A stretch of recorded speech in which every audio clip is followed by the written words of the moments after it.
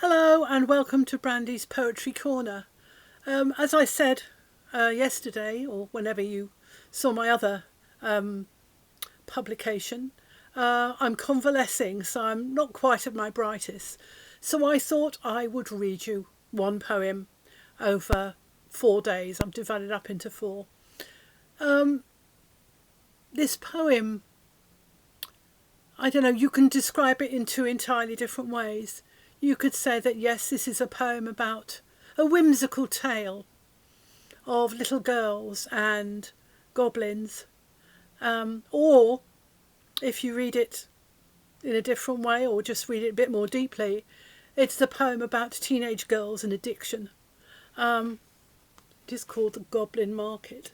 No, it's not. It's called Goblin Market, which I think is part of its strangeness, and it's by Christina Rossetti.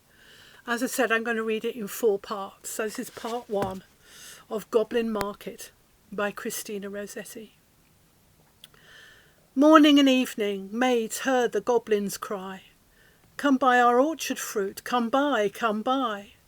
Apples and quinces, lemons and oranges, plump unpecked cherries, melons and raspberries, bloom-down-cheeked peaches, swart-headed mulberries, wild free-born cranberries, crab-apples, dewberries, pineapples, blackberries, apricots, strawberries, all ripe together in summer weather.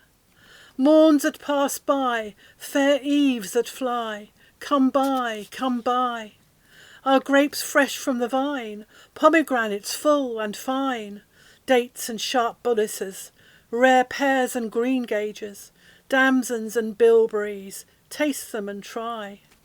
Currants and gooseberries, bright fire-like barberries, figs to fill your mouth, citrons from the south, sweet to tongue and sound to eye, come buy, come buy. Evening by evening, among the brookside rushes, Laura bowed her head to hear. Lizzie veiled her blushes, crouching close together in the cooling weather, with clasping arms and cautioning lips, with tingling eyes and fingertips. Lie close, Laura said, pricking up her golden head. We must not look at goblin men. We must not buy their fruit. Who knows upon what soil they fed their hungry, thirsty roots. Come buy, called the goblins, hobbling down the glen. Oh, cried Lizzie, Laura, Laura, you should not peep at goblin men.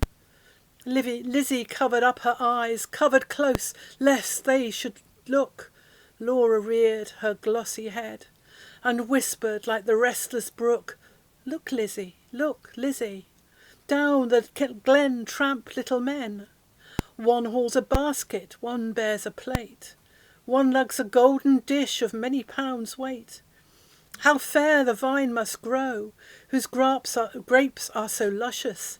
How warm the wind must blow through those fruit bushes.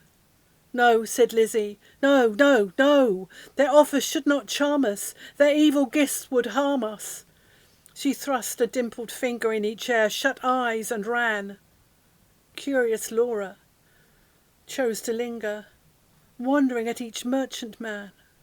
One had a cat's face, one whisked a tail, one tramped at a rat's place, one crawled like a snail, one like a wombat, proud, obtuse and furry, one like a rattle, tumbled, hurry, scurry. She heard a voice like voice of doves, cooing all together. They sounded kind and full of loves in the pleasant weather. Laura stretched her gleaming neck like a rush-embedded swan, like a lily from the beck, like a moonlit poplar branch, like a vessel at the launch when its last restraint is gone. Backwards up the mossy glen turned and trooped the goblin men, with their shrill repeated cry, Come buy, come buy. When they reached to where Laura was, they stood stock still upon the moss, leering at each other, brother with queer brother, signalling each other, brother with sly brother. One set his basket down, one reared his plate, one began to weave a crown of tendrils, leaves, and rough nuts brown. Men sell not such in any town. One heaved the golden weight of dish and fruit to offer her. Come by, was still their cry. Laura stared, but did not stir, longed but had no money. The whisk-tailed merchant bade her taste, in tones as sweet as honey. A cat face purred, the rat paced spoke a word of welcome, and the snail paced even was heard.